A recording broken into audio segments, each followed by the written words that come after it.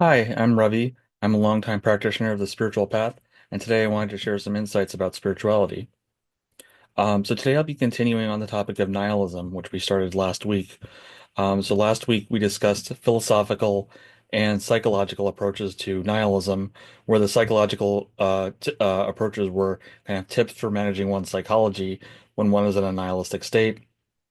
And the philosophical approach was this idea of the universe as the manifestation of the divine, which has a essential property of ananda or bliss, which means that there can not really be any nihilism.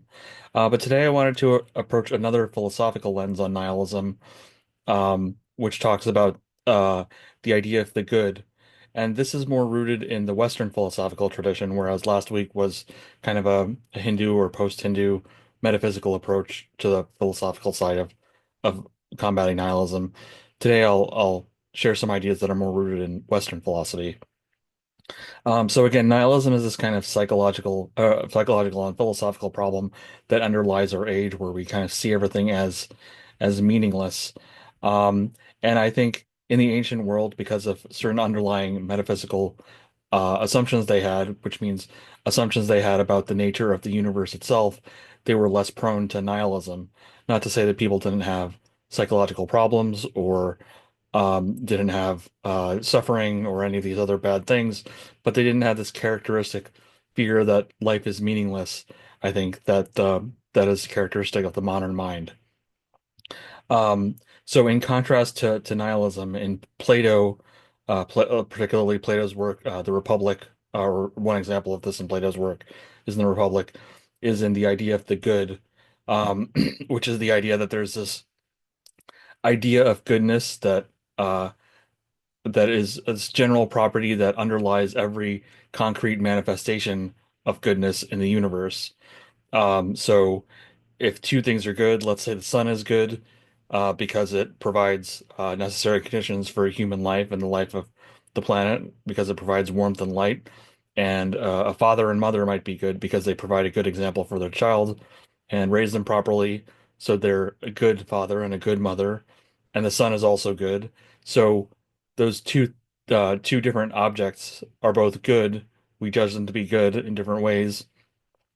And the idea, the form of the good or the idea of the good in Plato is this idea that there's some underlying quality or aspect of reality that underlies that goodness in both of those objects. So a quote from Socrates, we say that there are many beautiful things and many good things. So meaning that many things have the property of goodness, and the same with everything else. That is how we classify them in speaking of them. We also say that there is a beautiful itself and a good itself. So the many diverse good things are good, but there's something general about the quality of goodness that transcends them and provides this underlying goodness that all of them tie into. And we can recognize this goodness because, again, in Socrates' words, what corrupts and destroys is always the bad. So poison destroys, for example, and it's bad, whereas what saves and preserves is the good. So that's how we can recognize what is good and what is bad. And that's what has this underlying property of goodness. So it seems to be convincing to the speakers in the time of the ancients that there may be such an idea of good that underlies these diverse manifestations of goodness, where the idea doesn't only unite but serves as the underlying condition for any specific way that something is good. But I think the idea of the good is uh, not so easily translated to modern times. I think modern man is skeptical of this claim, and that's because of the ontological status of the principle of the good.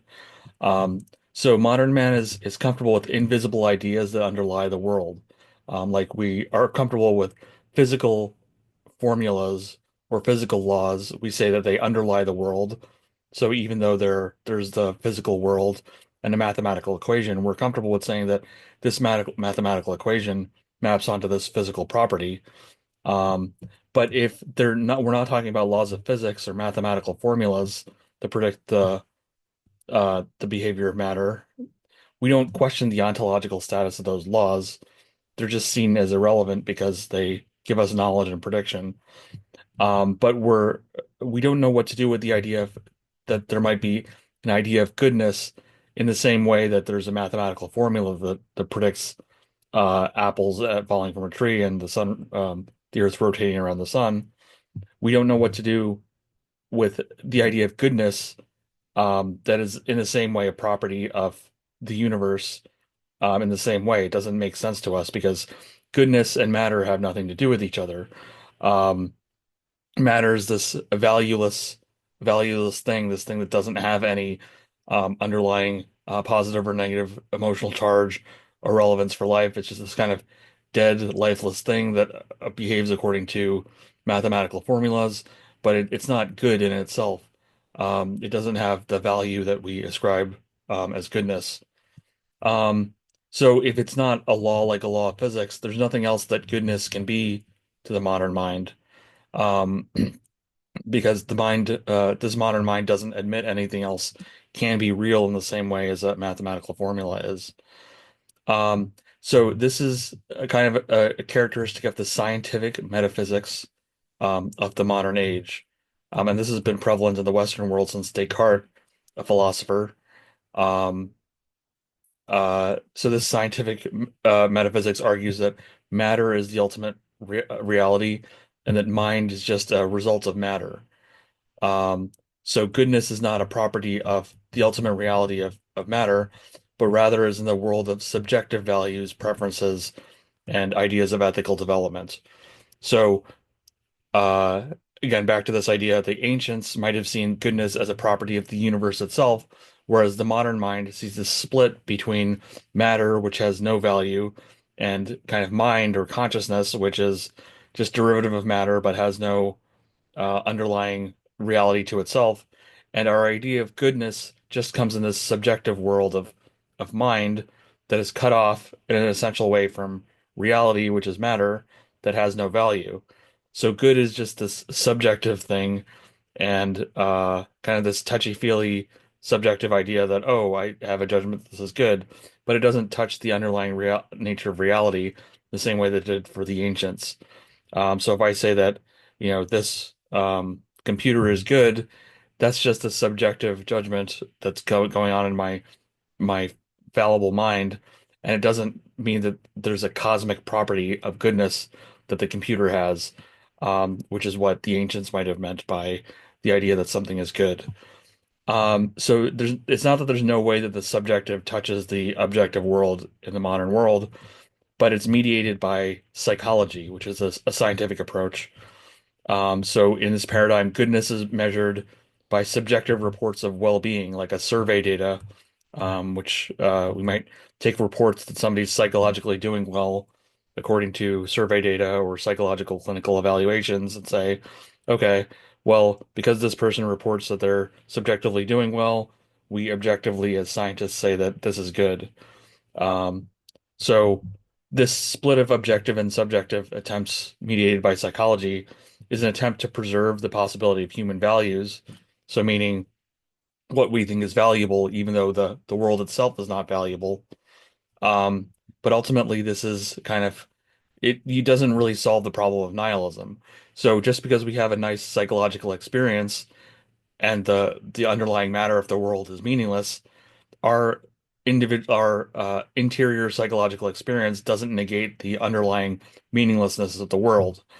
So this is why, again, the modern mind tends towards nihilism because, even if I have a great life, everything's going great for me, I have perfect relationships and jobs and all the money in the world, that doesn't make matter or the underlying world meaningful because there's this meaninglessness that we perceive and the objective nature of reality that science supposedly tells us. So because if the ultimate reality of the world is just that life is this random product of random motions of matter, there's no purpose to human life, and we're eventually led to nihilism. So with this background assumption of nihilism, from those metaphysical assumptions, um, the phenomena of goodness are not given to us in the same way that they were during Plato's time. So it's actually that there's another ontological problem with the idea of the good for moderns that comes in even before generalizing from the individual good phenomena to the idea of goodness. The issue is that we're not able to have access to the phenomena of the good in the first place.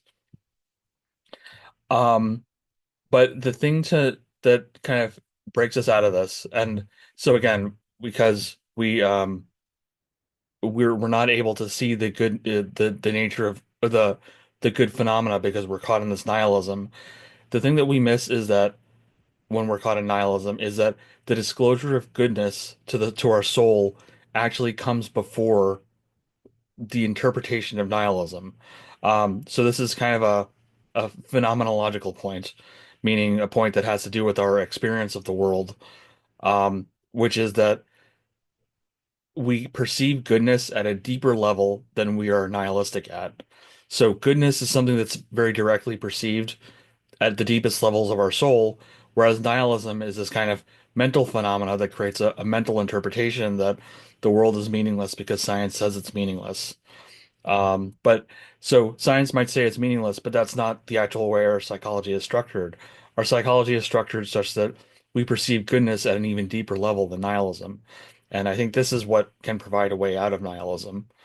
So nihilism says that, even if there is this good thing, it doesn't matter because matter is valueless. But it only says that in response to something that's already disclosed to our deeper levels of the soul as good. Um, so, for example, let's say it's a beautiful day out and everything is going well, and you get a notification that you just that something good happened, like you won $100 in a prize. So it's a good day, everything's good. The nihilistic interpretation says that even if this day is good and everything good is happening to you, it doesn't matter because science says it's valueless. But that's kind of coming on top. It's this layer on top of the goodness that we already perceived about the day. So the goodness that we perceive is actually a deeper phenomena, closer to our soul than the nihilism, which is kind of a higher level thing that we only re- um, we only interpret later. So another example, we mentioned one locus of the good being disclosed is that which saves and preserves, in Socrates' words. So this is a great example. When a doctor saves a life, that's an event that takes part in the idea of the good, as the doctor performed an action that saves and preserves the life of the patient. Um, Nihilism would assert that even a medical miracle is not truly good if the life that was saved has no value, because life in general has no value, because it's just valueless atoms and electrons. Um, but this doesn't mean that nihilism and the good are somehow on equal footing, and we have to pay attention to the phenomenology of nihilism to see this. So nihilism presents this idea of the valuelessness of life, and there's this black cloud that falls over the soul. Um, but even before that kind of black cloud is this instinctive valuing at the saving act of the doctor, regardless of any argumentation about the value of the action. So again, let's say the doctor saves the life, uh, and we feel nihilistic about it, that there's no point saving a life because has no value. There's actually a deeper part of ourselves that recognizes the value of the doctor saving that life, regardless of the kind of black cloud that kind of clouds us over. If we go deeper into ourselves, we actually come into contact with that valuing of that perception of what is valued. So with that in mind, you can actually gain access to the ground of what is good, even in the presence of a nihilistic way of thinking that comes about from scientific metaphysics. Um, so the interiority of the good, you can relate this to insights from Martin Heidegger in Being and Time, where he talks about how the significance of the world, with its objects and relations, is in fact prior to the interpretation of the world as mere presence at hand in his phrasing, or just viewing matter as kind of spatially extended and mathematically analyzable and valueless. So nihilism's judgment that the world is valueless is an interpretation that comes after the instinctive recognition of the soul and what is good. And we shouldn't see this disclosure of the good as merely subjective. Following Heidegger, we can see the significance disclosed by this kind of primordial or deeper interpretation comes before the split of the world into the objective and subjective worlds, because even that is kind of a judgment that comes after our our valuing that's very instinctive. So for Plato, we don't want to stop at unreflective instinct in considering the good. We want to ascend beyond instincts and grasp the good in itself beyond the particular manifestations. So Plato doesn't want us to just be instinctively valuing things as good all the time, and he wants us to kind of rationally reflect on things and come to a higher poise about what's good. But I think this step of instinctively valuing is a good step for the modern mind because we've kind of lost access to our instinctive judgments about goodness because we're kind of pre-primed for this nihilistic interpretation. So, in other words, um, so let's say that there's something that is good, but there might be a higher good.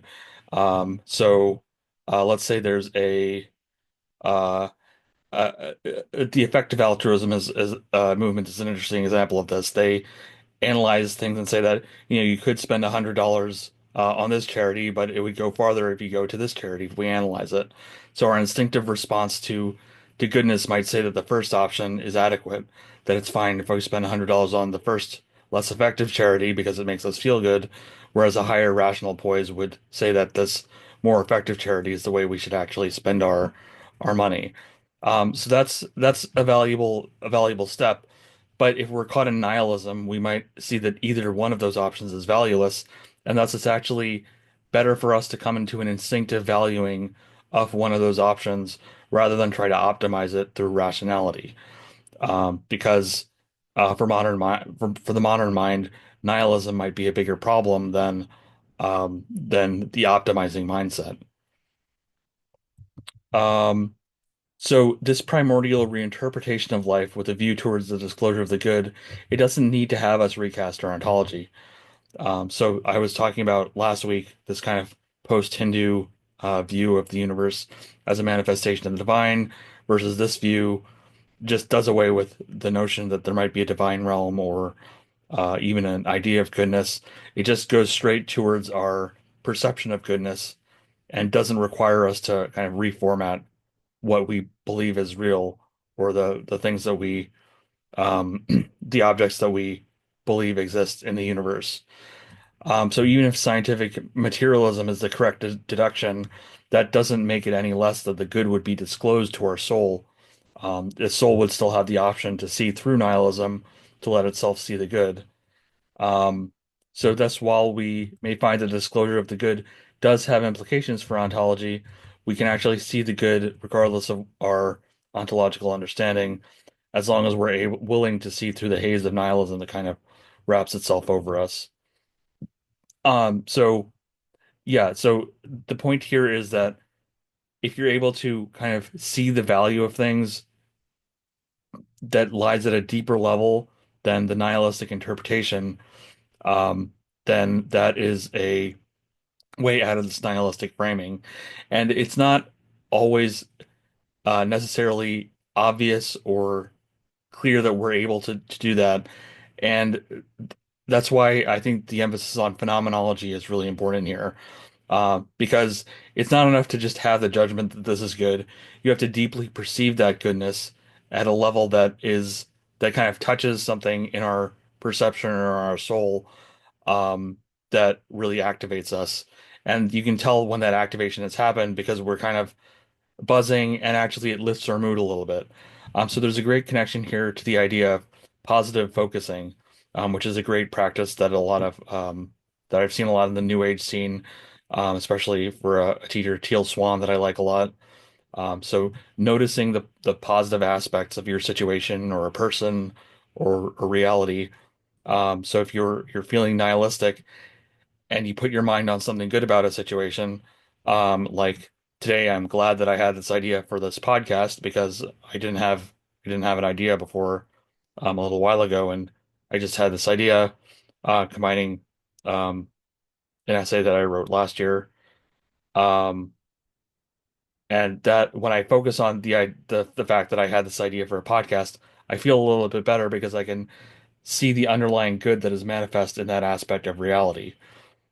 So just like that, you can put your attention on any aspect of reality that you find yourself valuing.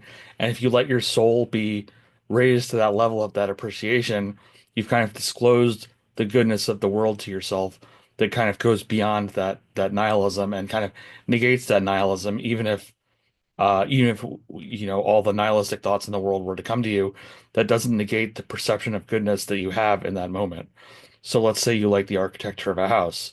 If you find yourself appreciating that architecture, you kind of raise your vibration in the new age terms, into a level where you find yourself aligning more with that vibration of appreciation um, of the architecture more than you feel yourself caught in the nihilistic thought spiral.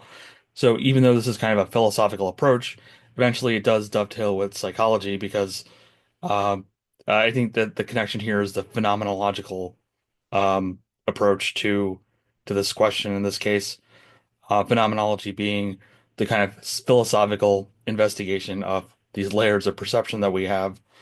Um, yeah, for my mind, I think phenomenology is a really good way out of the kind of corner we've been painted into by the scientific metaphysics that's really prevalent today.